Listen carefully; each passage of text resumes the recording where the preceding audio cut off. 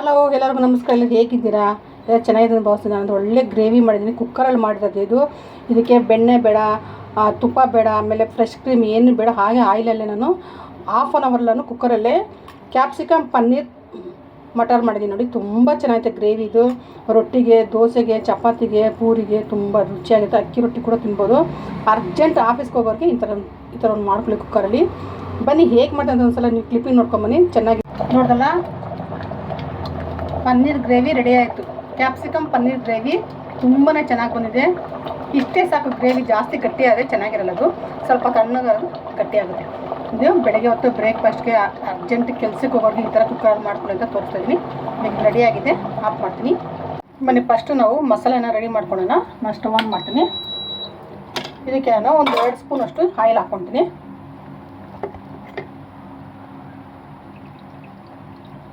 ಸ್ವಲ್ಪ ಇದಕ್ಕೆ ಎಣ್ಣೆ ಜಾಸ್ತಿನೇ ಬೇಕು.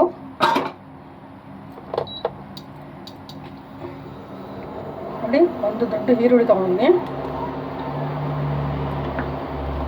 ಇದ್ರ ಜೊತೆಗೆ ನಾನು ಒಂದು ಪಲಾವ್ ಎಲೆ ಚಿಕ್ಕದು, ಸ್ವಲ್ಪ ಚಕ್ಕೆ, ಲವಂಗ, ಒಂದು ಏಲಕ್ಕಿ, ಹಾಗೆ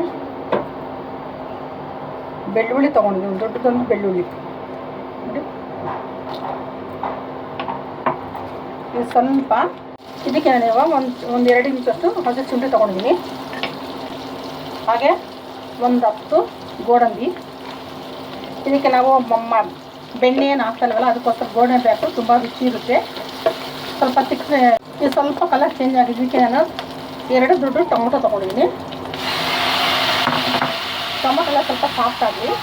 ಇಷ್ಟಾದರೆ ಸಾಕಿದ್ದು. ನೀವು ಗೋಡಂಬಿ ಬೇಡ ಅಂದರೆ ಸ್ವಲ್ಪ ತೆಂಗಿನಕಾಯಿ ಹಾಕ್ಕೊಳ್ಳಿ, ಪರವಾಗಿಲ್ಲ. ತೆಂಗಿನಕಾಯಿ ಬೇಡ ಅಂದವರು ಗೋಡಂಬಿ ಹಾಕ್ಕೊಳ್ಳಿ. ತಣ್ಣಗಾಗಿದೆ, ನಾನು ಜಾರ್ ತೊಗೊಂಡಿದ್ದೀನಿ.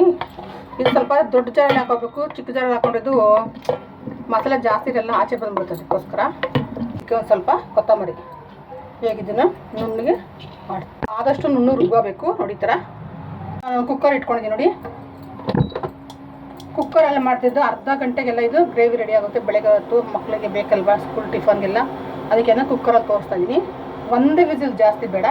ಸ್ವಲ್ಪ ಹೀಟಿಗೆ ಸ್ವಲ್ಪ ಎಣ್ಣೆ ಜಾಸ್ತಿನೇ ಬೇಕು. ಅದಕ್ಕೆ ಸ್ವಲ್ಪ ಎಣ್ಣೆ ಜಾಸ್ತಿನೇ ಹಾಕ್ತೀನಿ ಅಂತ. ಒಂದು ಈರುಳ್ಳಿ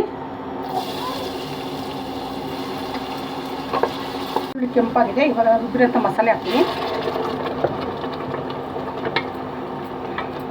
ಚೆನ್ನಾಗಿದೆ, ಎಣ್ಣೆ ಬಿಡಲಿ, ಆಮೇಲೆ ಹಾಕೊಂಡು ನೀರು ಎಷ್ಟು ಫ್ರೈ ಆಗಿದೆ. ಜಾಸ್ತಿ ಫ್ರೈ ಆಗಿದ್ರೆ ಆವಾಗಲೇ ಮಸಾಲೆ ಫ್ರೈ ಮಾಡಿದ್ದೀವಿ. ನೋಡಿ, ರುಚಿಗೆ ತಕ್ಕಷ್ಟು ಉಪ್ಪು ಹಾಕ್ತೀನಿ. ಸ್ವಲ್ಪ ಅರಿಶಿನ ಪೌಡರ್, ಒಂದು 1.5 ಸ್ಪೂನಷ್ಟು ಚಿಲ್ಲಿ ಪೌಡರ್, ಸ್ವಲ್ಪ ಖಾರ ಇರಲಿ ಅಂತ. ಹಾಗೆ 1 ಸ್ಪೂನಷ್ಟು ಧನಿಯಾ ಪೌಡರ್. ಇಷ್ಟೇ ಇದು ಮಸಾಲ. ಚೆನ್ನಾಗಿದ್ದು ಬಿಡಿಸಿಟ್ಟಂತ ಹಸಿ ಬಟಾಣಿ ಹಾಕ್ತಾಯಿದ್ದೀನಿ. ಹಸಿ ಬಟಾಣಿ ಇಲ್ಲ ಅಂದ್ರೆ ನೀವು ಒಣ ಬಟಾಣಿನ ರಾತ್ರಿ ನೆನೆಸಿ ಬೆಳಗ್ಗೆ ಮಾಡ್ಕೊಬೋದು ಆರಾಮಾಗಿ. ಇದಕ್ಕೆ ಒಂದು ಚಿಕ್ಕ ಕ್ಯಾಪ್ಸಿಕಮ್,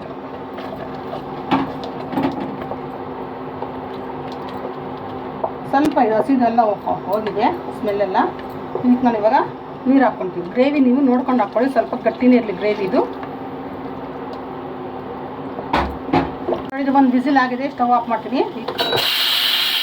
ಇದು ಸ್ವಲ್ಪ ಕೂಲ್ ಆಗಲಿ. ಬನ್ನಿ ತಣ್ಣಗೆ ನೋಡೋಣ. ಒಂದೇ ವಿಸಿಲ್ ಸಾಕಿದ್ದಕ್ಕೆ ಗೊತ್ತಲ್ಲ, ಈ ಥರ ಗ್ರೇವಿ ಇಷ್ಟಿದೆ ಸಾಕು.